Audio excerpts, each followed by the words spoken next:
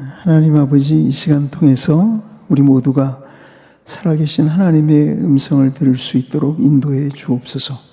그래서 이 말씀을 통하여 하나님의 뜻을 깨닫게 해주시고, 또 우리가 그 깨달은 말씀대로 순종하여 실천하여 살아갈 수 있도록 인도해 주옵소서. 그래서 우리들의 삶 속에서 하나님의 말씀이 능력으로 역사하는 것을 우리 모두가 경험할 수 있는 은혜를 내리워 주옵소서. 예수님 이름으로 기도하옵나이다. 아멘. 사도 바울이 오늘 우리가 읽은 이 본문을 기록한 이제 배경이 오늘 본문 앞에 보면 이제 나옵니다. 사도 바울이 볼 때 고린도 교회 성도들은 성숙하지 못한 그런 그리스도인들이었습니다. 그래서 여러분 1절에 보면 육신에 속한 자, 곧 그리스도 안에서 어린 아이들이라고 말하는 것을 볼 수가 있고, 또 2절에 보면 내가 너희를 젖으로 먹이고 밥으로 아니하였다라고 말한 것도 볼 수가 있습니다. 그럼 왜 사도 바울이 고린도 교회 성도들을 이렇게 미숙한 사람들이라고, 미숙한 그리스도인이라고 보았을까?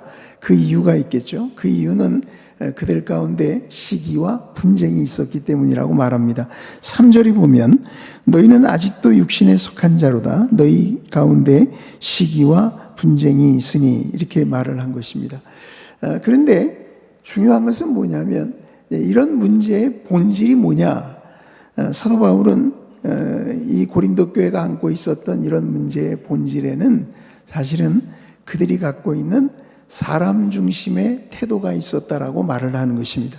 여러분 3절 하반절과 4절에 보면 이렇게 말하지 않습니까?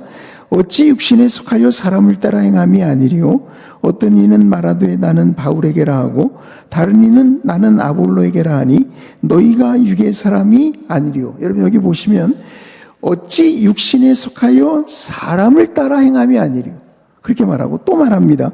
너희가 육의 사람이 아니리요. 이 말은 고린도 교회 성도들이 사람 중심의 태도를 갖고 있다는 말입니다. 그렇기 때문에 사도 바울은 이들에게 자신과 아볼로를 예로 들어서 하나님 중심의 태도를 가르칠 필요가 있었던 겁니다. 우리가 아는 대로 아볼로나 바울이나 모두 두 사람 모두 고린도 교회에서 일한 것이 이쪽이죠. 사도행전 18장 1절부터 11절에 보면 사도 바울이 고린도 교회에서 일한 내용이 거기 나옵니다. 그리고 사도행전 18장 27절과 28절에 보면 아볼로 역시 고린도 교회에서 일한 적이 있었던 것을 우리가 알게 됩니다. 오늘 본문에서 바울은 그 사실을 뭐라고 표현했냐면 나는 심었고 아볼로는 물을 주었다라고 말을 한 것입니다. 그래서 사도 바울은 이제 이 자신과 아볼로가 고린도 교회를 위해서 일했던 이 사실을 말하면서 결론적으로 하나님 중심으로 말을 하는데 이렇게 말한 것입니다. 오늘 본문 마지막 9절이죠. 우리는 하나님의 동역자들이요 너희는 하나님의 밭이요 하나님의 집이니라. 그러니까 아볼로가 어떻고 바울이 어떻고 이런 게 중요한 게 아니고 우린 모두 다 하나님의 동역자들이다. 그리고 우리가 일한 그 대상으로서의 이 고린도 교회 성도들을 가리켜서 너희는 하나님의 밭이고 하나님의 집이라고 말을 하게 된 것입니다. 여러분, 우리가 교회에서 일할 때, 또 복음을 위해서 우리가 일할 때 우리가 하는 일이 사람의 일이 아니라 하나님의 일이라는 점을 여러분들이 먼저 명심하셔야 합니다. 그래야 됩니다. 그러니까 그 일을 맡은 사람들은 다 하나님의 동역자들입니다. 그 일의 대상이 되는 사람들도 하나님의 밭이고 하나님의 집인 것입니다. 그러므로 우리가 교회에서 일을 할 때, 복음을 위해 일한다고 할 때 중요한 것은 뭐냐? 그것은 우리의 재능이나 우리의 경험이나 우리의 지식이나 우리가 갖고 있는 조직이나 우리의 리더십이나 이런 것이 아니라는 말입니다. 진짜 중요한 것은 뭐냐면 우리가 하나님의 일을 하는 사람들로서 하나님 중심의 태도를 갖는 일입니다. 오늘 본문을 보면 하나님의 동역자로서 사도 바울이 어떤 태도를 갖고 있었는가를 우리가 배우게 됩니다. 세 가지로 그는 우리에게 말해줍니다. 첫째, 하나님이 맡기셨다라고 하는 사명의식입니다. 여러분 5절 같이 한번 읽어봅니다. 5절입니다. 시작. 그런즉 아볼로는 무엇이며 바울은 무엇이냐? 그들은 주께서 각각 주신 대로 너희로 하여금 믿게 한 사역자들이니라. 여러분 여기 보면 그들은 주께서 각각 주신 대로, 주께서 각각 주신 대로. 그러니까 바울과 아볼로가 일을 할 때 자기들이 하고 싶은 일을 골라서 한 게 아닙니다. 교회가 그들에게 그 일을 맡긴 것도 아닙니다. 주께서 그들에게 그 일을 맡겨 주셨다는 말입니다. 그러니까 이들이 하는 일은 사실은 직업이 아닙니다. 이들은 취미 활동으로 한 것이 아닙니다. 이들은 사명으로 한 것입니다. 그러니까 하나님이 내게 맡기셨기 때문에 그 일이 자기의 사명인 줄 알고 일했던 것입니다. 여러분, 교회에서 여러분이 왜 일하십니까? 여러분이 하고 싶어서 합니까? 목사님이 시켜서 합니까? 교회가 임명해서 하는 겁니까? 아닙니다.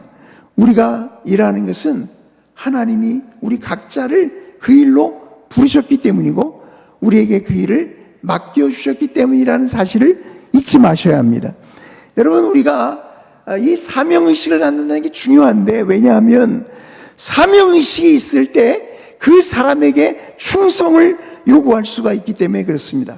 우리가 잘 아는 고린도전서 4장 1절과 2절에서 바울은 이렇게 말하고 있지 않습니까? 사람이 마땅히 우리를 그리스도의 일꾼이요 하나님의 비밀을 맡은 자로 여길지어다. 그리고 맡은 자들에게는 구할 것이 충성이니라. 왜냐하면 맡겨졌기 때문이에요.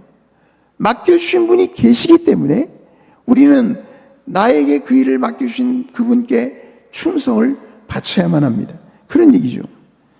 그러니까 교회에서 일을 할 때 사명의식이 투철하지 않으면 자꾸만 목사님이나 교인들이나 사람들을 눈치를 보게 됩니다. 그러나 사명의식이 분명하면 사람들 눈치 볼 일이 없습니다. 맡겨주신 주님께 충성을 다할 뿐입니다. 여러분, 사도 바울을 보십시오. 사도 바울이 얼마나 사명의식에 투철했던 사람입니까? 고린도전서 9장 16, 17절에 보면 그는 이렇게 말을 합니다. 내가 복음을 전할지라도 자랑할 것이 없음은 내가 부득불할 일임이라. 하지 않을 수가 없다 이 말이에요. 왜 그럴까요? 또 말합니다. 만일 복음을 전하지 아니하면 내게 화가 있을 것이미로다. 여러분, 우리도 이런 생각을 합니까? 왜 바울은 이렇게 생각하는 거죠? 바울이 이렇게 말합니다. 내가 내 자의로 이것을 행하면 상을 얻으려니와 내가 자의로 아니한다 할지라도 나는 사명을 받았노라. 사명감 때문에 그래요. 사명감이 사도 바울을 몰아가는 것입니다. 그래서 그는 자기에게 맡겨준 이 일에 사람 눈치 보지 않고 충성을 다하는 것입니다. 로마서 1장 5절에는 그로 말미암아 우리가 은혜와 사도의 직분을 받아 그의 이름을 위하여 모든 이방인 중에서 믿어 순종케 한다고 말을 합니다. 사도의 직분을 받았습니다. 사명을 받은 것입니다. 그래서 그가 뭐라고 말합니까? 로마서 1장 14절에 보면 헬라인이나 야마인이나 지혜 있는 자나 어리석은 자에게 다 내가 빚진 자다. 빚진 자다. 여러분, 빚을 져보셨나요? 제가 예배당 질 때 빚을 져봤는데 빚을 지니까요 이 어깨가 눌리더라고요. 정말 어깨는 자나 깨나 그거밖에 생각이 안 납니다. 그게 빚진 자입니다. 그러니까 사도 바울은 자나 깨나 복음 전하는 일, 자기에게 맡겨준 이 이방인의 사도로서의 이 사명에 그는 언제나 생각을 하고 있는 것입니다. 다른 데 관심이 없습니다. 그게 사명의식입니다. 그러니까 사도 바울이 얼마나 충성을 다했을지를 우리가 짐작해 볼 수가 있습니다. 이게 월급 준다고 잘하는 게 아니고 사실은 사명의식이 투철하면 그 사람이 하는 일이 하나님의 놀라운 축복을 가져오는 것입니다. 사도 바울이 한 번은 3차 여행 중에 이제 예루살렘을 방문하게 되지 않습니까? 가는 길에 밀레도라는 곳을 들러서 자기가 가장 오랜 기간 사역했던 에베소 교회 장로들을 불러다 놓고 그들에게 말을 합니다. 자기가 어떻게 그 에베소에 사역을 했는지를 이렇게 말하죠. 모든 겸손과 눈물이며 유대인의 간계로 말미암아 당한 시험을 참고 주를 섬긴 것과 유익한 것은 무엇이든지 공중 앞에서나 각 집에서나 거리낌이 없이 여러분에게 전하여 가르치고 유대인과 헬라인들에게 하나님께 대한 회개와 우리 주 예수 그리스도께 대한 믿음을 증언하는 것이라. 그러면서 이제 자기 앞으로의 일을 말하는 것입니다. 보라, 이제 나는 성령에 매여 예루살렘으로 가는데 거기서 무슨 일을 당할는지 알지 못하노라. 오직 성령이 각성에서 내게 증언하여 결박과 환난이 나를 기다린다 하시나 내가 달려갈 길과 주 예수께 받은 사명 곧 하나님의 은혜의 복음을 증언하는 일을 마치려 하면은 나의 생명조차 조금도 귀한 것으로 여기지 아니하노라. 여러분, 사도 바울이 예루살렘에 올라가면 거기서 자기가 환난을 당할 거라는 걸 뻔히 알면서도 그는 굳이 그 길을 가는 겁니다. 그 길을 가는 겁니다. 그러면서 하는 말이 나의 생명조차 조금도 귀한 것으로 여기지 않는다. 여러분, 이런 충성이 어디 있습니까? 자기 목숨까지 바치겠다는 거 아닙니까? 왜 그렇죠? 주 예수께 이 복음 전파의 사명을 받았기 때문이죠. 여러분, 여러분과 제 안에 이런 사명의식이 있다면 우리가 하는 일이 달라지지 않겠습니까? 왜 우리는 그토록 충성하지 못하는 겁니까? 왜 우리는 그토록 열심히 없습니까? 왜 우리는 우리에게 맡겨주신 그 사역에 우리 자신을 다 던지지 못하는 겁니까? 사명의식이 투철하지 못해서입니다. 여러분, 신학교를 다니시는 동안에 여러분이 이 부분을 꼭 정리하셔야 합니다. 하나님이 나를 부르셨는가? 하나님은 나에게 이 사명을 주셨는가? 그것이 분명해야 여러분이 앞으로 충성을 다해 사역을 감당할 수 있게 될 것입니다. 그렇지 않으면 사역은 너무너무 힘든 일이에요.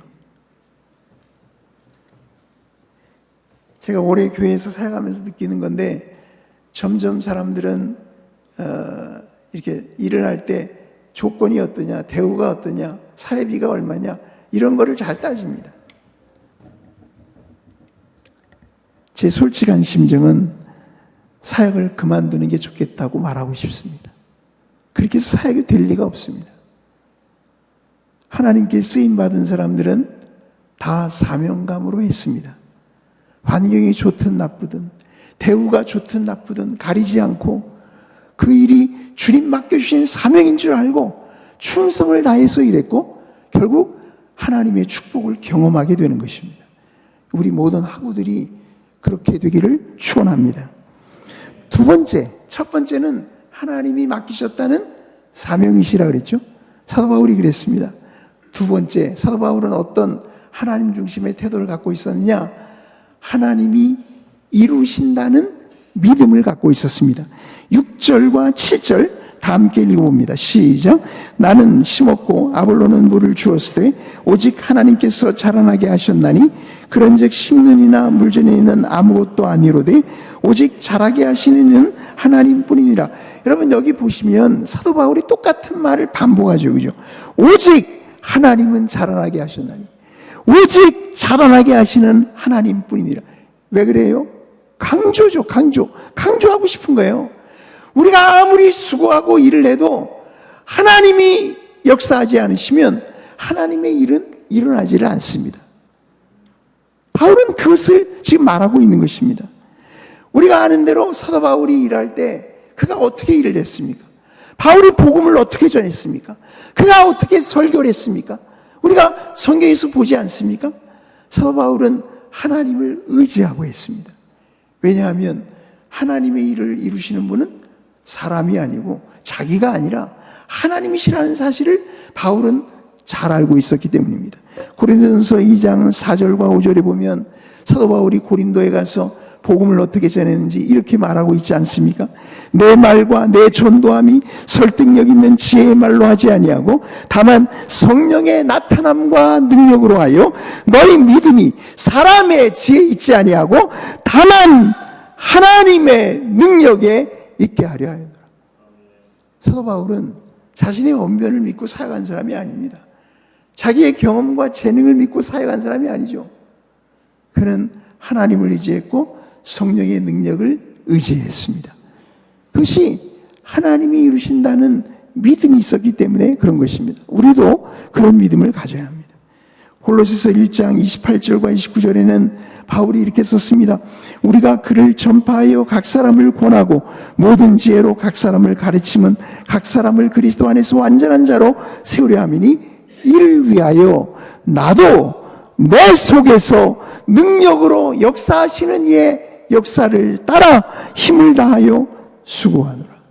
바울이 열심히 일했죠. 그러나 그는 그렇다고 자기의 노력과 수고를 믿은 게 아닙니다. 그는 하나님을 의지하고 그 일을 했던 것입니다.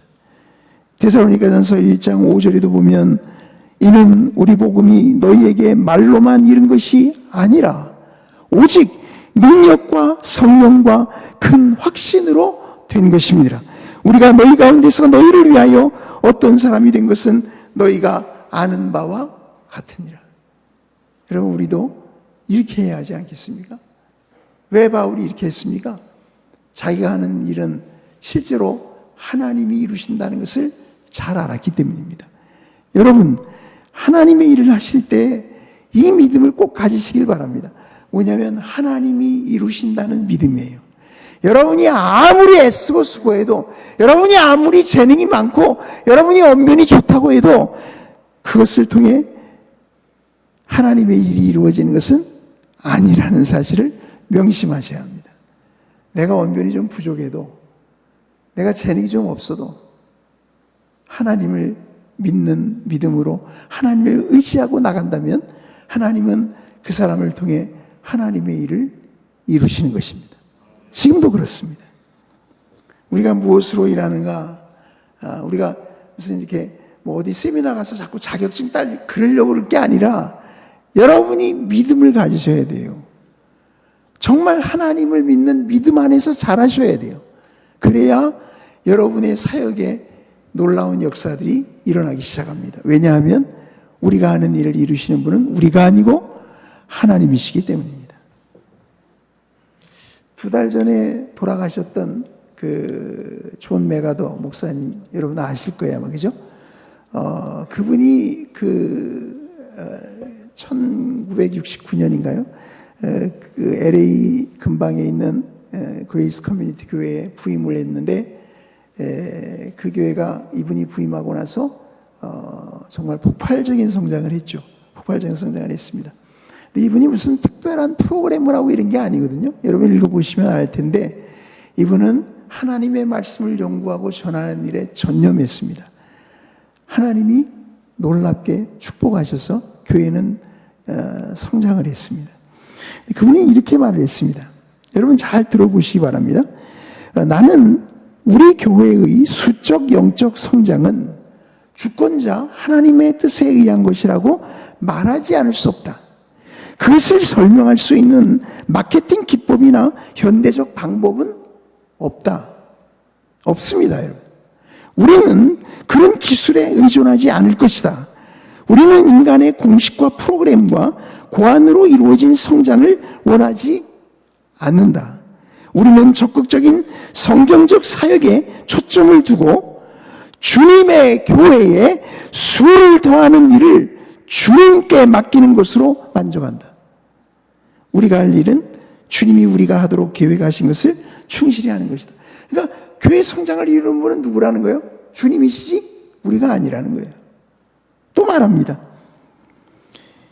일단 우리 자신을 교회의 설계자와 건축자로 생각하기 시작하면 하나님의 정당한 역할을 빼앗고 성공과 수와 규모와 다른 인위적 기준으로 우리의 목표를 다시 정한다. 단지 그런 철학을 기초로 세워진 교회는 잠시 번영하는 듯하나 결국 영적 실패를 당한다. 이게 이분의 말입니다. 중요한 것은 하나님이 이루신다는 믿음으로 우리가 하나님을 의지하고 나가느냐 하는 것입니다. 여러분 의지하시나요? 그런 믿음을 위해 여러분이 분투하고 계십니까? 여러분이 그런 믿음을 가지려고 성경을 읽고 연구하고 있습니까? 여러분이 그런 믿음을 가지려고 하나님 앞에 부단히 기도하기를 힘쓰고 있습니까? 그 믿음이 있을 때 하나님은 나를 통해서 역사하시는 것을 보게 될 것입니다. 사실 이게 중요한 것은 우리가 어떤 일이 이루어졌을 때 사실은 하나님이 이루셨다고 하면 그러면 영광은 누가 받아야 돼요? 우리가 받지 않고 다 하나님께 돌리겠죠. 그죠? 그게 맞잖아요. 그게 맞잖아요. 베드로전서 4장 11절에 가보면 사도 베드로가 이렇게 말하고 있습니다.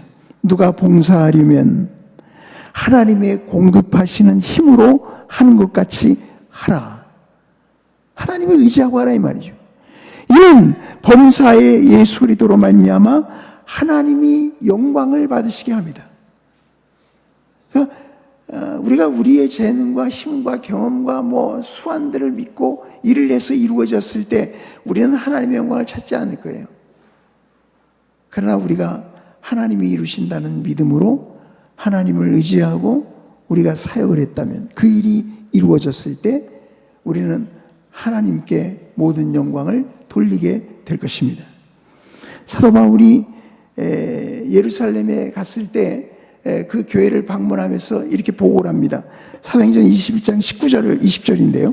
바울이 문안하고 하나님이 자기의 사역으로 말미암아 이방 가운데서 하신 일을 낱낱이 말하니, 그러니까 누가 하셨다는 거예요? 하나님이 하셨다는 거예요. 자기가 물론 일했지만 하나님이 자기를 통해서 일하셨다 이렇게 얘기한 거예요. 그랬을 때 그들이 듣고 하나님께 영광을 돌렸다라고 성경은 말하는 것입니다. 그러니까 우리가 하나님께 영광을 돌리는 사역자가 되기를 정말 원하신다면 여러분들이 하나님의 능력을 의지하고 하나님이 일을 이루신다는 믿음을 가지고 사역에 임해야 될 것입니다. 그게 두 번째입니다. 첫 번째가 뭐라 그랬죠? 하나님이 맡기셨다는 사명의식입니다. 둘째는 하나님이 이루신다는 믿음이죠. 바울이 그렇게 했습니다. 세 번째, 바울은 어떤 하나님 중심적인 태도를 갖고 있었느냐? 하나님이 갚으실 것이라는 상급에 대한 기대가 있었습니다. 오늘 본문 8절을 같이 읽어보겠습니다. 시작. 심는 이와 물 주는 이는 한 가지이나 각각 자기의 일한 대로 자기의 상을, 여기 그랬잖아요. 각각 자기의 일한 대로 자기의 상을 받는다. 여기 자기의 일한 대로 할 때 그 일이라는 말이 우리가 생각하는 그냥 일이 아닙니다. 에르곤 그 말이 아니고 이거는 코포스입니다. 이거는 수고를 가리키는 말이에요. 우리가 수고한 것에 대해서 하나님이 갚아주신다 이 말이죠. 우리가 교회에서 일할 때 사람들이 내 수고를 알아주지 않는다고 섭섭해하지 말아야 됩니다. 왜냐하면 우리의 수고를 갚아주실 분은 하나님이시기 때문입니다. 그건 앞으로 있을 거예요. 우리는 그날을 소망하고 지금 현재 우리에게 주어진 이 수고로운 이 일을 감당해 나가게 되는 것입니다. 우리 안에 이런 상급에 대한 기대가 있는 것이 중요합니다. 그게 중요합니다. 저는 교회에서 이렇게 이제 은퇴식을 한다든지 무슨 이렇게 그런 거 할 때 보면 종종 감사패니 무슨 공로패니 이런 거 주잖아요. 그죠? 저는 왜 그러시는지 모르겠어요. 그런 일을 왜 교회가 하고 있는지 모르겠어요. 저희 교회는 장로님들 은퇴할 때 아무것도 안 드립니다. 그래서 속으로는 섭섭하실지 모르겠어요. 저한테는 말씀을 못 하시지만 저는 아무것도 안 드립니다. 제가 말씀드립니다. 여기서 받지 말고 나중에 하나님 앞에서 받자고. 나도 그럴 거라고. 나도 내가 은퇴할 때나 공로패 이런 거 절대 주면 안 받을 거라고. 하나님 앞에 가서 받자. 그런 기대가 있어야 하지 않겠습니까? 그게 중요합니다. 여러분 왜 중요한지 아세요? 이런 미래에 주어질 상급에 대한 기대가 있는 사람은 현재의 수고가 아무리 고달프고 힘들어도 그걸 다 참아낼 수 있기 때문입니다. 그 소망이 현재 이 힘든 사역을 인내할 수 있는 힘을 주는 것입니다. 우리가 히브리서에서 이런 말씀을 봅니다. 히브리서 10장 32절에 가보면 전날에 너희가 빛을 받은 후에 고난의 큰 싸움을 견뎌낸 것을 생각하라.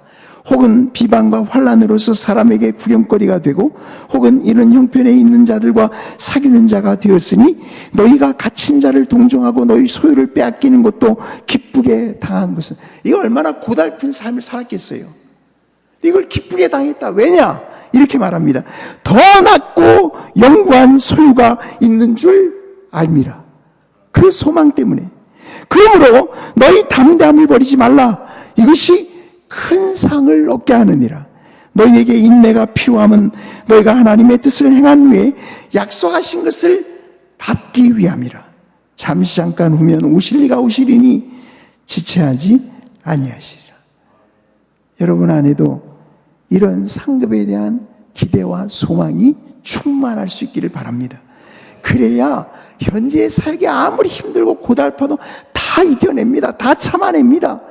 다 그 수고를 감당할 수 있게 됩니다. 히브리서 11장 24절은 모세에 대하여 이렇게 기록을 했습니다.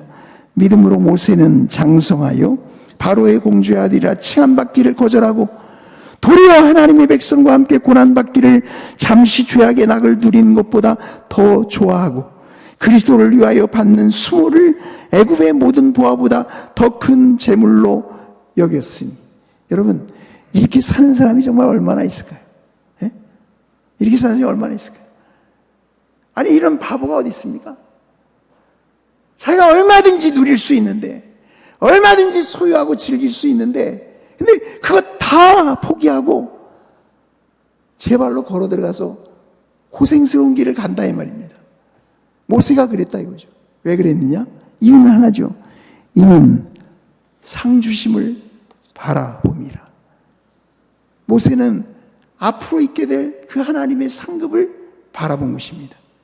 하나님의 그 보상을 그는 소망한 거예요.